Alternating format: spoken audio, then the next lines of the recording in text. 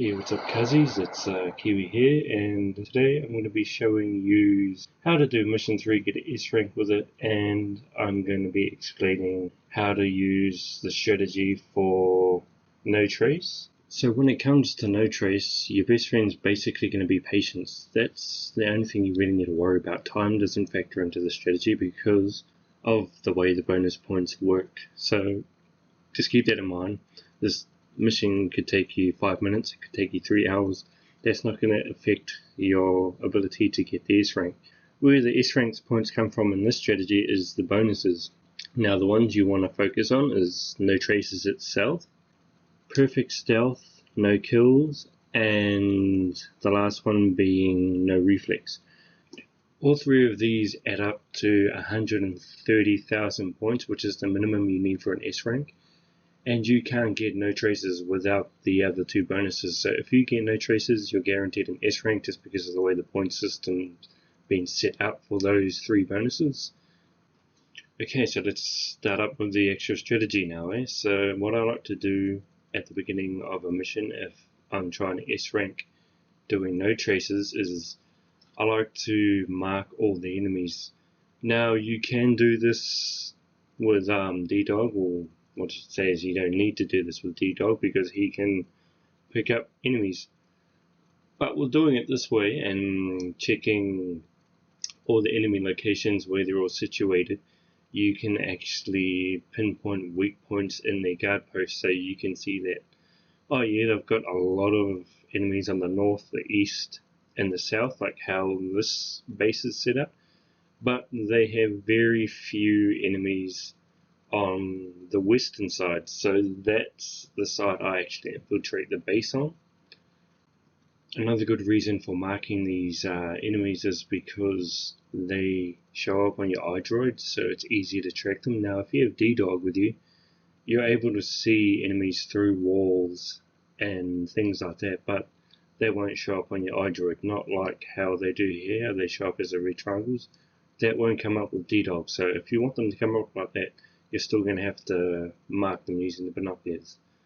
Also, you would have seen me drop a marker on that red circle that was an indication that there was an enemy there. I do that so I actually know where I'm looking, so I don't waste time trying to find out where is this bugger. So just drop a marker directly in the middle and that'll be the general direction of where the enemy is. See, there we go. And you can press L2 on the marker, that'll get rid of it. Sort of missed it, so put down another one instead, but there you go. Alright, so now that you know how to set yourselves up to get inside of the base, I will tell you the things you can and can't do while you're in there. Physically touching the enemy is a big no-no. That will get rid of your no traces. Now the only exceptions are photoning the enemy out and CQCing skulls. That's allowed as well. But these are the only two things you're allowed to do. Now the reason I think they allow you to hit skulls and to photon enemies is that some missions require you to take out skulls and some missions require you to use photons. Now if you're unable to do the CQC or the photoning, you wouldn't be able to get no traces. So that's my logic behind that. You also can't use, or you can't fire any of your weapons. Doesn't matter what kind of weapon it is, you cannot fire it.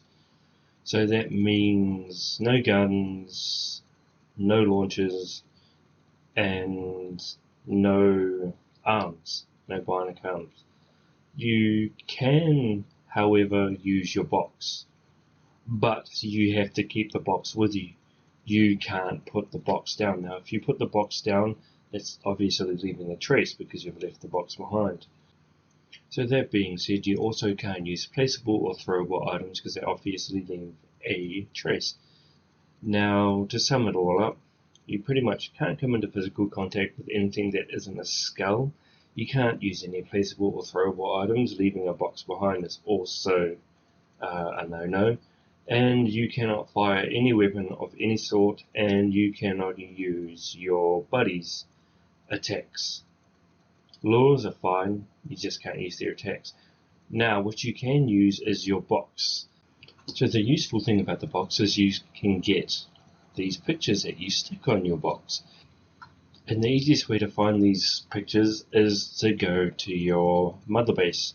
Now the platform it takes you to is the platform you want to be on, because there's always a picture near the shower. So you know where the shower is, there's also a sort of a little walkway with two big structures on either side.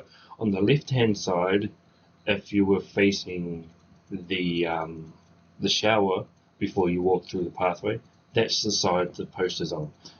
And there's a chance that it's going to be a different poster every time we go back as well. Now, we're not guaranteed a new poster, but there's a chance of it. So now that you know how to get the poster, let's tell you how to use the posters and the two different types you want. So the first type is either going to be a woman or an anime girl, and they're going to be standing up, which is the one I use here. And the other one is going to be a woman or anime girl lying down. Now there's no difference between the woman and the anime girl. They both have the same effect. The only difference you need to worry about is the one that's lying down and the one that's standing up. Now, see here how I've just stood up. That's only going to be effective for the posters that have the standing picture and are only effective from the front and the sides. Now anything past that, it doesn't work, and they're going to know something's up and they're just going to attack you. But the lying down picture doesn't have this problem. It's a full 360 area of effectiveness. So it doesn't matter where they come at you from that box, it'll always get them in that state. Okay, so before we move on to the next point, I'm going to go over one more thing with the boxes, and that is that the standing version will allow you to hold up two enemies if they are in line with each other, one in front of the other, but the lying down version won't. Okay, so the next point is going to be contested hold-ups. Now, you get this pretty much every now and then, whether you get them from the front or from behind. It happens more often from behind, I've noticed. If you hold them up from using the box, as long as you have your reticle on them, they're not going to contest you, unless of course you're doing it from the lying down position and you have two soldiers back to back. So honestly, 100% if you use the boxes correctly. Cool, so now that we've explained all that, I'm going to skip this to when I Photon that soldier out, because it's basically just the same run again. Right, so here we go, we're back to the guy who decided it was a good idea to contest. So there's actually nothing you can do. If they decide to contest your hold up, that's it. There's nothing you can do. He will hit you, he will turn around, he will see you. That's it. Once that happens, your no trace run is done. So let's frickin' get this guy out of here, and then we're going to leave this mission.